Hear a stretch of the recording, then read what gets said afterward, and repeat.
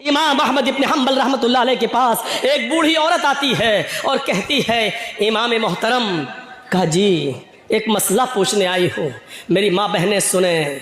उस ज़माने की औरतें, और वो भी बूढ़ी औरतों में कितना तकवा हुआ करता था। कहा इमाम साहब, मैं चरखा चलाती हूँ। चरखा तो जानते हैं ना, मैं चरखा चलाती हूँ।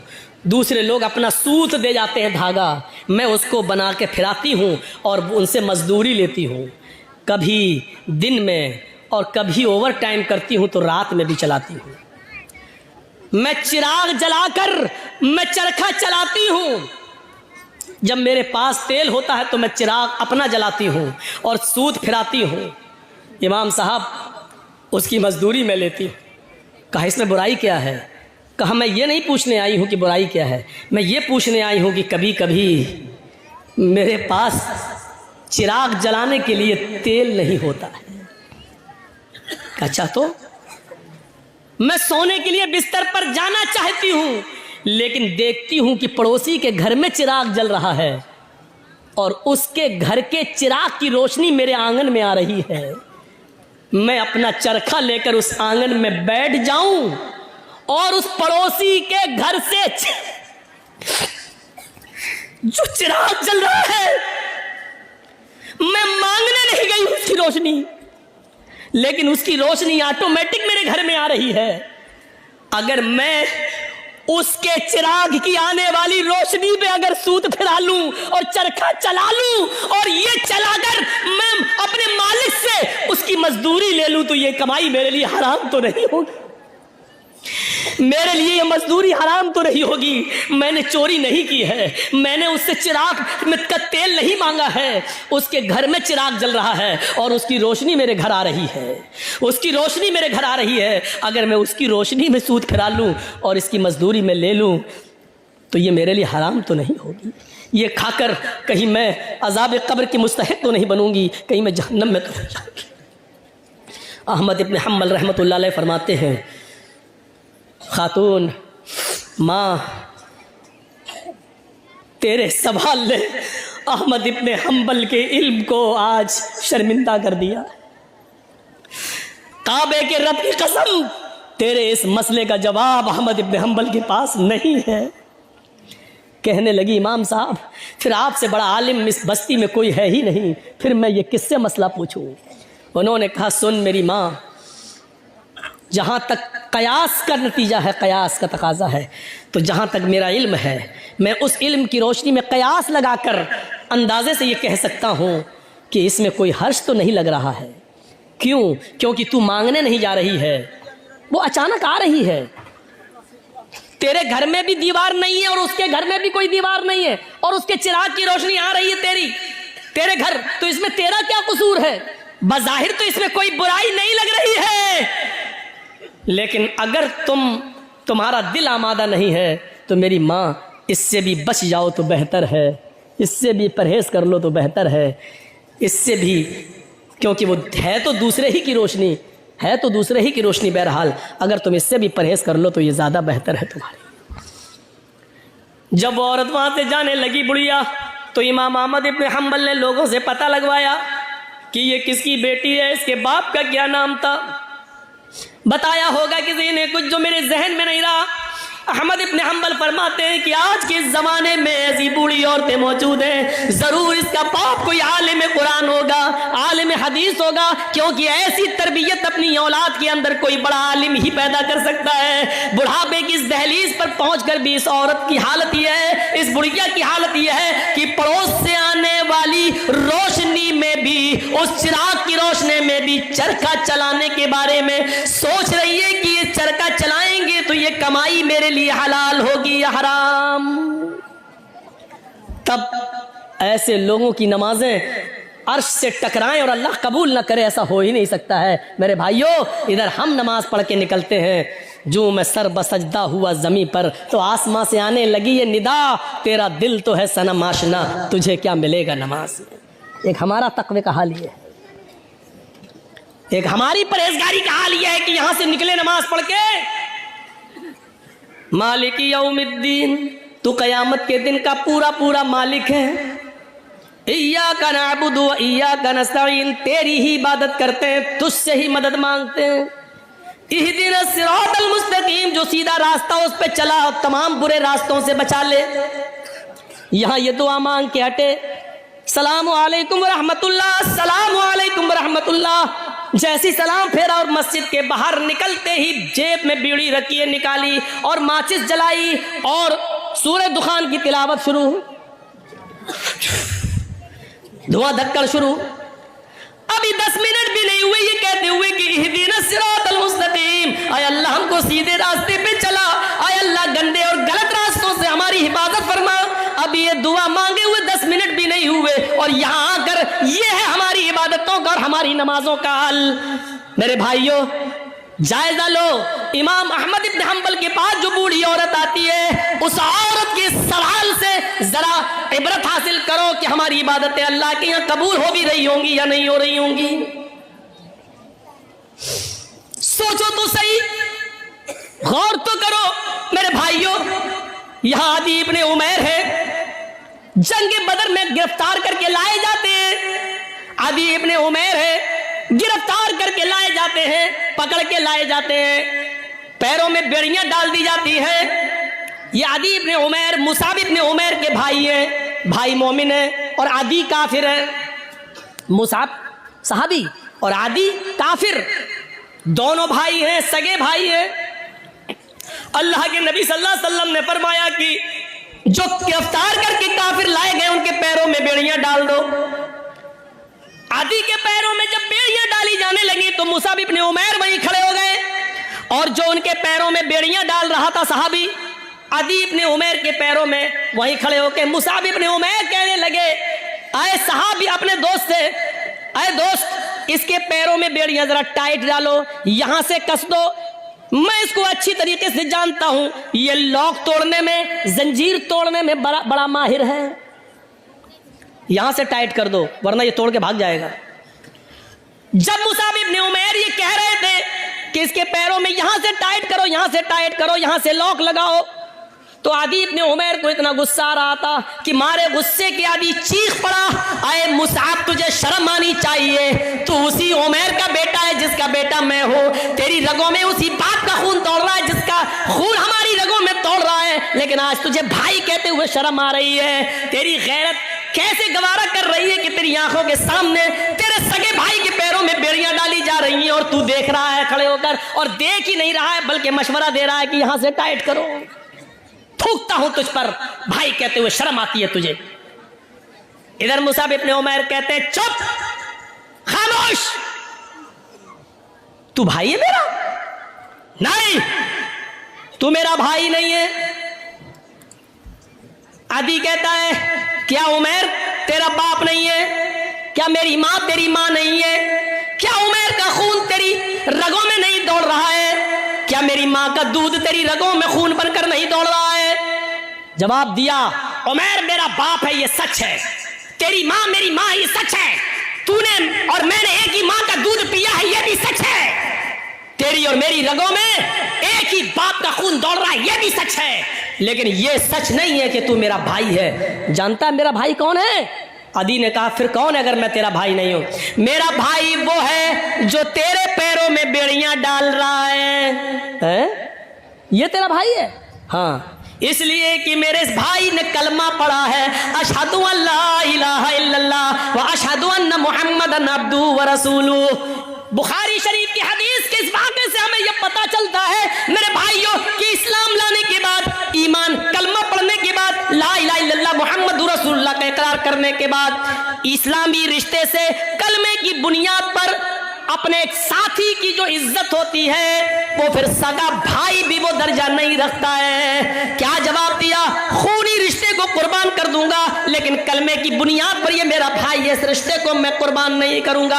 आए आदि, तू मेरा भाई नहीं, मेरा भाई वो है जो मेरे पैरों में बेड़ियां डाल रहा है, इसलिए कि इसने कलमा पढ़ा है, अशहदु अल्ला इलाहा इल्लल्लाह व अशहदु अन्ना मुहम्मदन अब्दुहु व रसूलुहु। इस कलमे की बुनियाद पर ये मेरा भाई है, तू भाई नहीं है। ये होता है इस्लामी रिश्ता, और इस्लामी रिश्ता इतना अहम होता है कि उसके लिए खूनी रिश्ते को कुर्बान कर दिया जाता है। अरे कम से कम उतना ही करो जो अपने लिए पसंद करो, वो अपने भाई के लिए पसंद, अपने मुसलमान भाई के लिए पसंद कर लो, यही काफी, इतना ही करो आज के जमाने में। सईद इब्ने जुबैर को हज्जाज इब्ने यूसुफ की पुलिस ढूंढ रही थी। सईद इब्ने जुबैर को हज्जाज इब्ने यूसुफ की पुलिस ढूंढ रही थी। हुक्म था उसको पकड़कर जिंदा मेरे पास लाओ, उसको कत्ल किया जाएगा। सईद इब्ने जुबैर बड़े नेक आदमी थे, लेकिन हज्जाज इब्ने यूसुफ ने बड़े नेक लोगों को ही कत्ल किया है, एक एक करके न जाने कितने सहाबा को उसने कत्ल किया है। हज्जाज इब्ने यूसुफ ने सईद इब्ने जुबैर को पुलिस ढूंढ रही थी, पुलिस तलाश कर रही थी, लेकिन सईद इब्ने जुबैर किसी के हाथ नहीं लग रहे थे। रात को वो बहुत सी दूरी तय करके हज्जाज इब्ने यूसुफ की सल्तनत से निकलना चाह रहे थे, उसके मुल्क से बाहर भागने की कोशिश कर रहे थे ताकि मेरी जान बच जाए। लेकिन रात का वक्त था, अंधेरे में फायदा उठाकर वो जाया करते थे, और जब सुबह होती थी तो कहीं पनाह ले लिया करते थे ताकि हज्जाज इब्ने यूसुफ की पुलिस हमको न पकड़ ले। एक दिन रात को इशा की नमाज के बाद किसी मुसलमान के घर वो खाना खाने के लिए रुके थे, और मुसलमानों ही में से किसी ने जासूसी कर दी। हज्जाज इब्ने यूसुफ की पुलिस को बता दिया कि सईद इब्ने जुबैर फला आदमी के घर रुके हुए हैं, और रात का हिस्सा गुजरने के बाद वो इस घर से निकलेंगे और वो फिर भागेंगे। हज्जाज इब्ने यूसुफ की पुलिस आती है और इशा की नमाज के बाद उस घर पे छापा मारती है। सईद इब्ने जुबैर पकड़ लिए जाते हैं। अब बताता हूं, जासूसी किसने की?